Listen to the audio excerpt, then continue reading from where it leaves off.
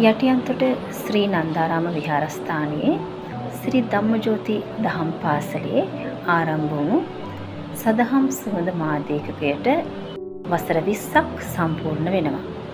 ඉතින් සදහම් සුවඳ මාධ්‍ය ඒකකය වෙනුවෙන් මගේ සුබපැතුම් පණිවිඩය එක් කරන්නයි මේ සූදානම් වෙන්නේ. ශ්‍රී නන්දාරාම විහාරස්ථානය ගැන කතා කරොත්, ඒ වගේම ශ්‍රී ධම්මජෝති දහම් පාසල පිළිබඳව කතා කරොත් අපට මූලිකවම අපේ මතකයට නැගෙන දෙයක් තමයි සදහම් සුවඳ මාධ්‍ය ඒකකය. මොකද මම එහෙම කියන්නේ අපේ දහම් පාසලේ බොහෝ දරුදැරියන්ගේ දක්ෂතා එළි දක්වන්නට හොඳම තෝතැන්නක් වූ ස්ථානයක් තමයි සදහම් සුවඳ මාධ්‍ය මැදිරිය.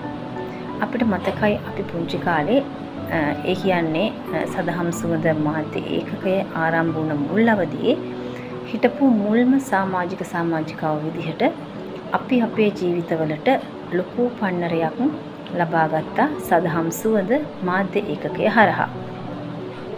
ඉතින් අපේ යටියන්තොට ශ්‍රී නන්දාරාම විහාරස්ථානයේ විහාරාධිපති ස්වාමීන් වහන්සේ අවසරයි බොස්සැල්ලේ ධම්මාවාස ස්වාමීන් වහන්සේ අපේ නායක හාමුදුරුවෝ උන්වහන්සේගේ අනුශාසනා පරිදි, ඒ වගේම පොළොන්නරුවේ සමිත ස්වාමීන් වහන්සේගේ අවවාද අනුශාසනා පරිදි, ඒ වගේම අපේ දහම් පාසලේ නියෝජ්‍ය විදුහල්පතිතුමිය ස්වර්ණා ගුරුතුමිය, ඒ වගේම මාධ්‍ය ඒකකය භාරව කටයුතු කරපු අපේ සමන් සර්, ඒ වගේම මහේෂ් වෙත්තසිංහ අයියා.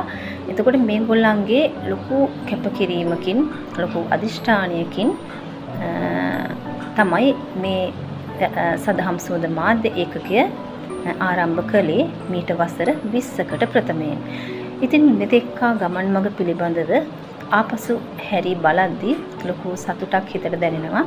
මොකද මම එහෙම කියන්නේ අපේ යටියන්තොට මිහිඳු පෙරහැරේ සියලුම විස්තර විචාර කටයුතු අපේ සදහම් සුවඳ මාධ්‍ය ඒකකයේ දරුදැරියන් හරහා තමයි ආවරණය වුණේ.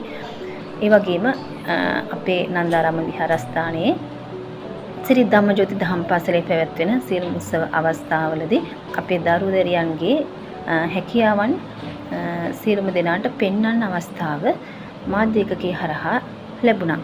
ඒ වගේම තමයි අපි හපුගම්මන දේවාලයේ පත්තිනි දේවාලයේ පෙරහැර විස්තර විචාර කටයුතු සඳහාත් අපි දායකත්වය ලබා දුන්නා.